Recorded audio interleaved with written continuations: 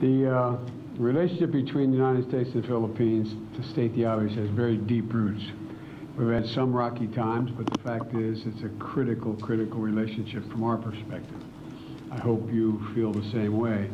And we have strong ties, including millions of Filipino Americans who are very proud of their ancestry and desperately want us to continue to have a strong relationship.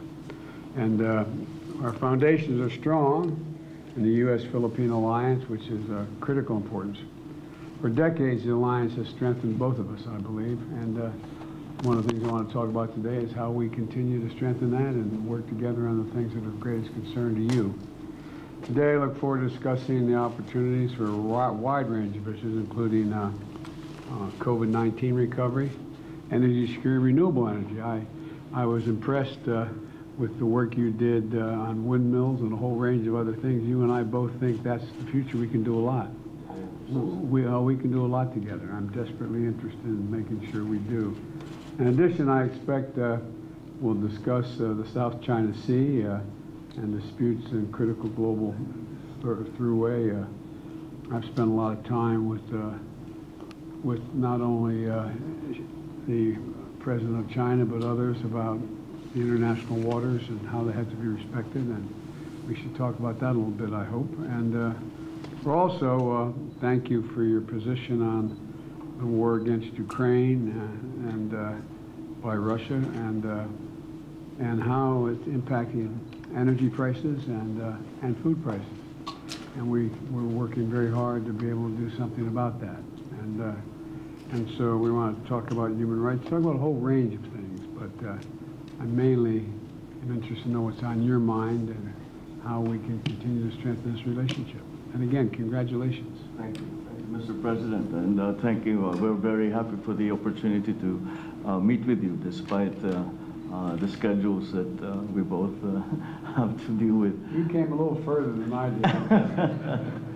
Well, the relationship, the 100-plus-year-old relationship between the Philippines and the U.S.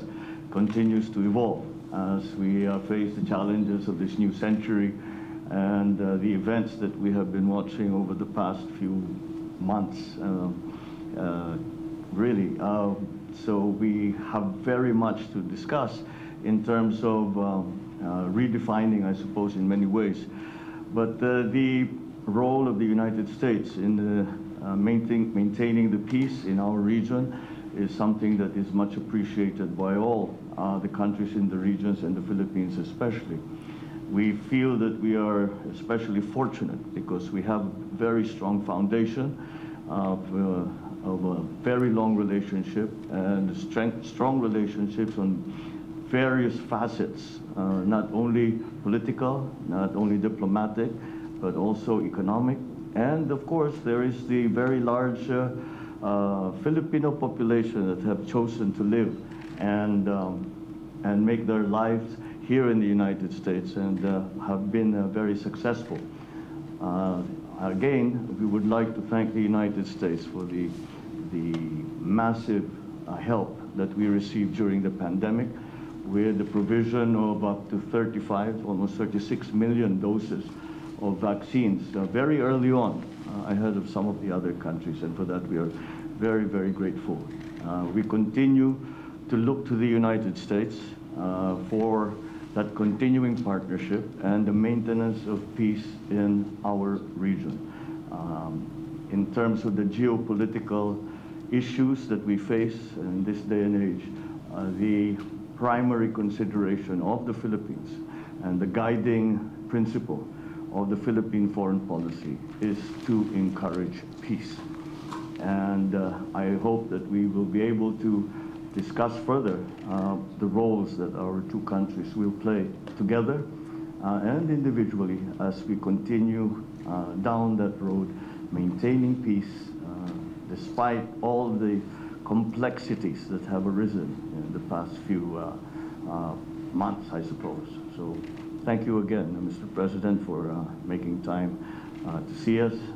We are your partners, we are your allies, we are your friends. And in like fashion, we have always considered the United States our partner, our ally, and our friend.